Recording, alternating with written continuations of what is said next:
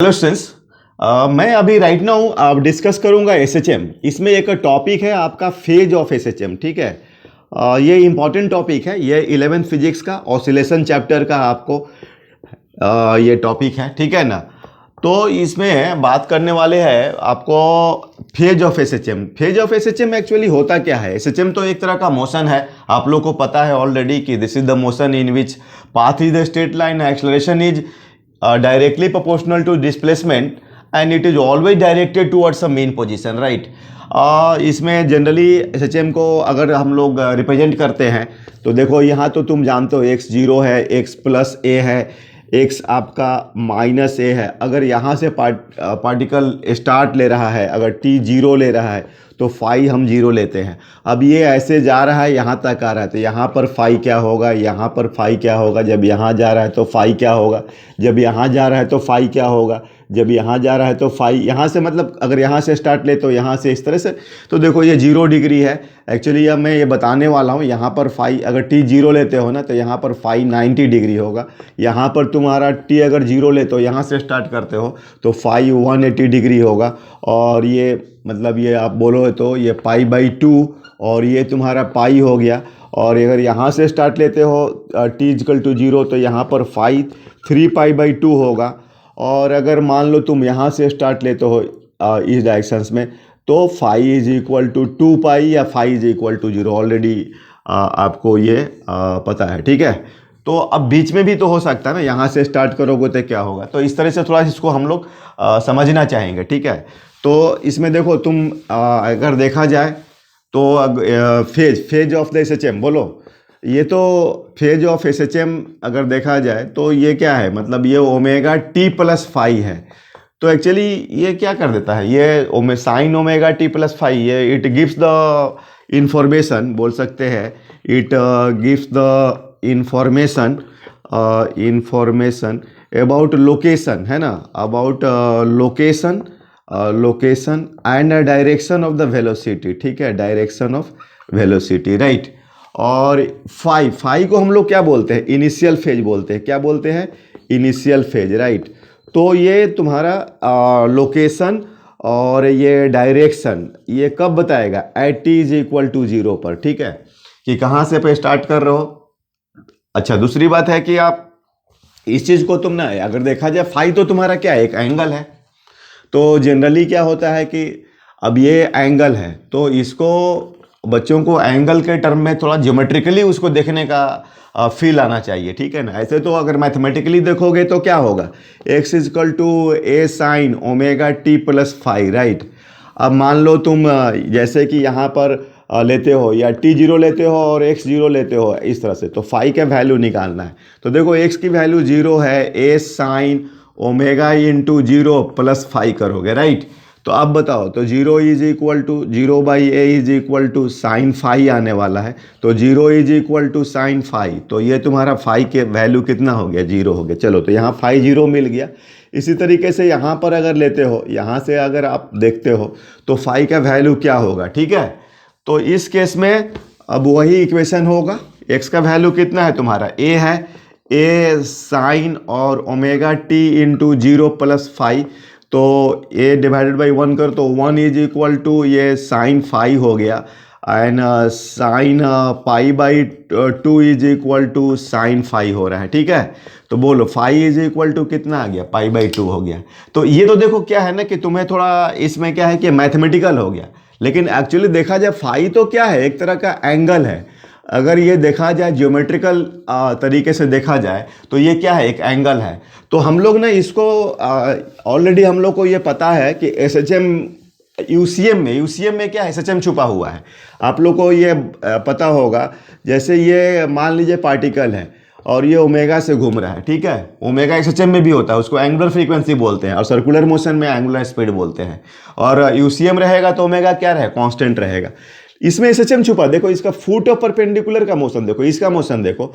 अभी पार्टिकल यहाँ पर है, जब पार्टिकल तुम्हारे यहाँ पर आएगा तो ये इस तरीके से जाएगा, जब ऐसा आएगा तो ऐसा जाएगा, जब ये पार्टिकल इधर जाएगा तो देखो ऐसा आ रहा है, ये जा रहा है इधर तो ये ऐसा आ रहा है। तो इस तरीके से आप देख रहे हो कि ये कुछ इस तरह का आपको मोशन दिख रहा है। यहाँ 0 ये बोलो कितना दिख रहा है, एक्स प्लस से, और एक्स क्या दिख रहा है तुम्हें, माइनस से दिख रहा है। तो ये फुट ऑफ परपेंडिकुलर का मोशन क्या हो गया, एसएचएम हो गया। तो यहाँ पर सर फाई दिखाओ आप, जो आप ये इक्वेशन लिख रहे हो, x is equal to a sine omega t plus five, बहुत सारे इसमें सब चीज़ को दिखा सकते हैं, ठीक है। तो ये देखो अब मैं बता दे रहा हूँ ना आपको कि जैसे ये तुम्हारा, जैसे अब ये है, ये तुम देखना, ध्यान देना, अगर फाई तो क्या एक एंगल है, तो एंगल मेजर करने के लिए कोई रेफरेंस चाहिए ना, तो ये तुम्हारा रेफरेंस यहीं से देखना होता है, ठीक है ना। अब ये देखो, ये जो आप यहाँ मान लो T0 यहाँ से स्टार्ट करो तो यही तो फाई हुआ, यहाँ से जो एंगल बन रहा है। अगर तुम यहाँ से स्टार्ट करो तो ये एंगल लोगे, ठीक है ना, यहाँ से स्टार्ट कर रहे हो तो अब ये तुम्हारा, अगर तुम यहाँ से स्टार्ट कर रहे हो तो ये एंगल होगा, तो इसको फाई बोलते हैं, ठीक है। तो अगर यहाँ से स्टार्ट ले रहे हो तो फाई बोलो, यहाँ तुम्हारा तो इसी रेफरेंस है 0, ये तुम्हारा क्या है बोलो, ये है तुम्हारा रेफरेंस, ठीक है।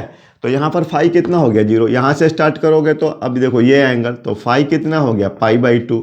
अगर यहाँ तक, यहाँ से स्टार्ट कर रहे हो तो फाई का वैल्यू क्या होगा, पाई होगा। और अगर तुम यहाँ से स्टार्ट करो तो तुम यहीं से देखना भाई, ये तुम्हारा लाइन है तो ये तुम्हारा 3π/2 होगा, ठीक है।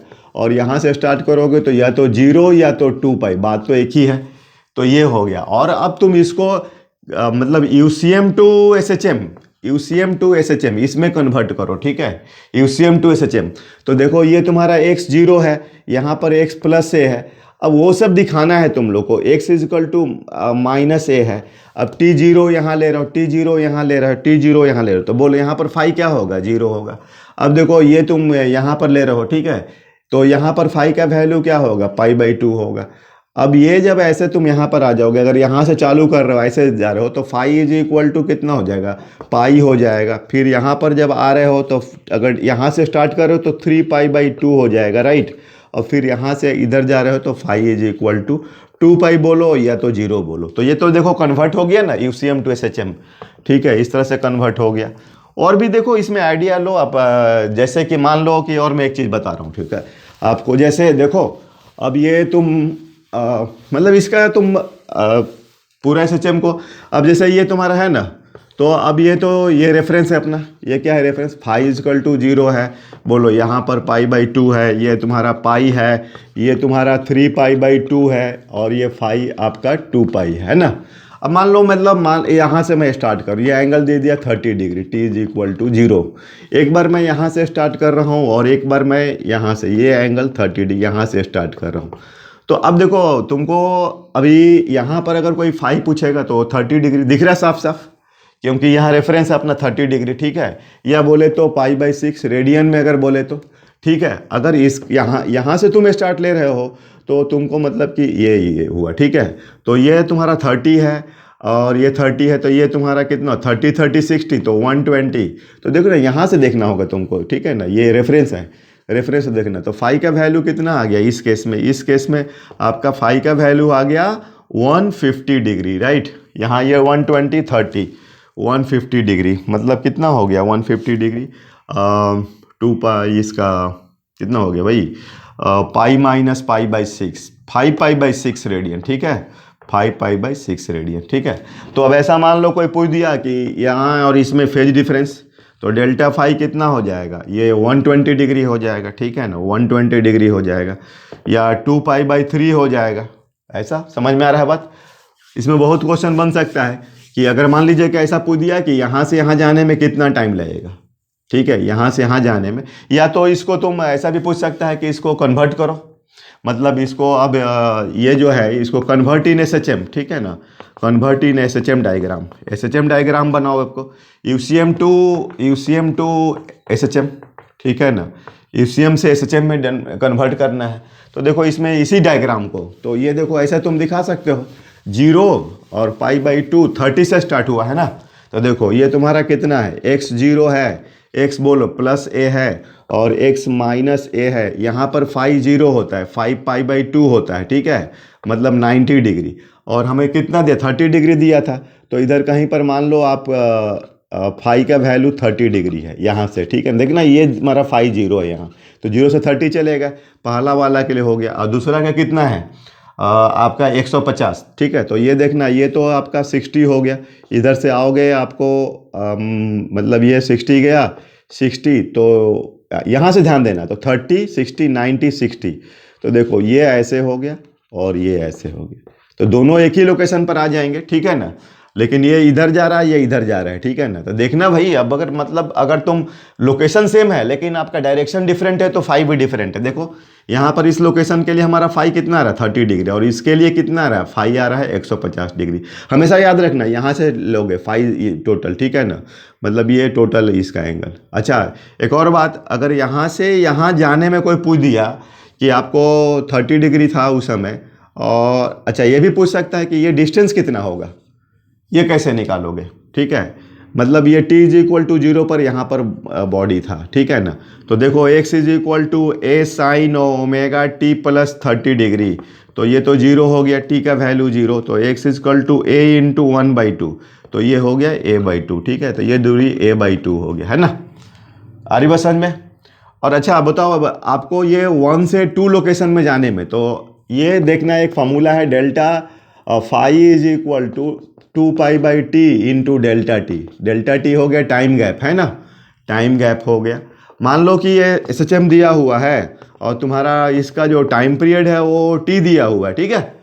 टाइम पीरियड कितना दिया है, t दिया है, और यहाँ से पहले वो 30 डिग्री पर था और फिर बाद में जा करके घूम करके यहाँ से 60 और 60, और यहाँ से टोटल देखो तो आपका 30 60 90 60, तो 150, ठीक है। तो मतलब कि आपको 30 डिग्री से 150 डिग्री होने में कितना डेल्टा टी लग रहा है। तो लगा दो फार्मूला, ये बोलो, ये फार्मूला में क्या हो जाएगा, delta phi is equal to 2π/t into delta T. तो ये डेल्टा फाई कितना हो गया 120 हो गया।